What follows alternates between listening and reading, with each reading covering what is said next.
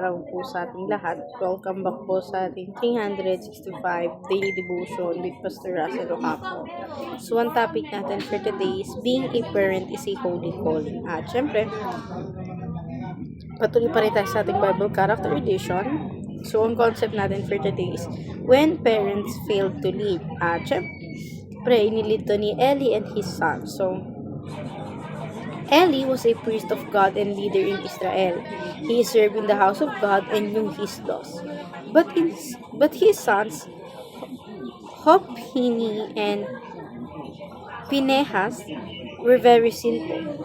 They were also priests, yet they stole from the offerings, disrespecting worship, and lived in a wicked way. Eli knew that they were doing, and he told them it was wrong. But he did not stop them. He did not discipline them family. Because of this, sin continued and become worse. This story teaches us that it is enough to know what is right. We must also act on it. God is holy and just. He sees all sins, even in leaders and families. God had already warned the judgment would come because Eli honored his sons more than him. This reminds us that God cares not only about what we say, but also about what we allow.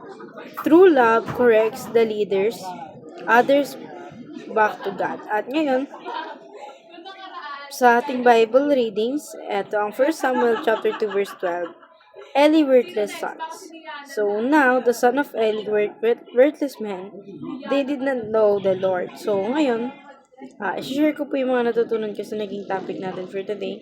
Magsimula tayo sa ating teaching. First teaching, parenting is a holy calling. So, yung pagiging isang magulang pala is isang banal na panawagan ng ating Panginoon.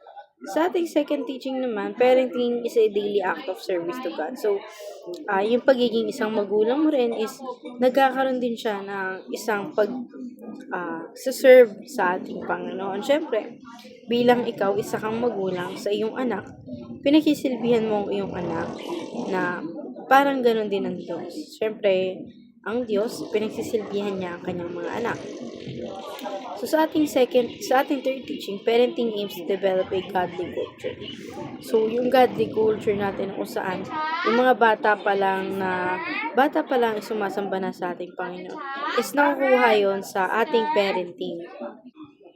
So dadako tayo sa ating application. First application, pursue a life of integrity and honor. So dapat lagi natin pinupush sa sarili natin to have a good life, to have integrity sa ating Panginoon, and syempre, to always honor our God. So, sa ating second application naman, establish clear biblical standard at home.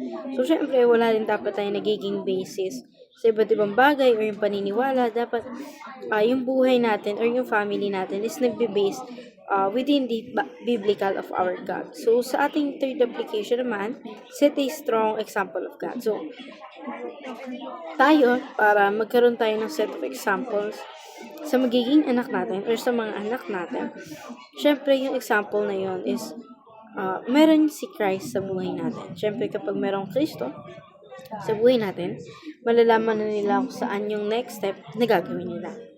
So, dadako tayo sa ating last part, which is in discussion. Why is it dangerous to ignore sin, especially within our own family? Para sa akin kasi, kung hindi mo pangangaralan yung mga taong gumagawa ng kasalanan, patuloy at patuloy pa rin silang gagawa ng kasalanan. So, especially within the family, syempre, yung nagagawang kasalanan, it ruins in the blood. And syempre, ang maapektuhan hanggang sa 4th generation. So, ayun lamang for today's discussion. Thank you for watching.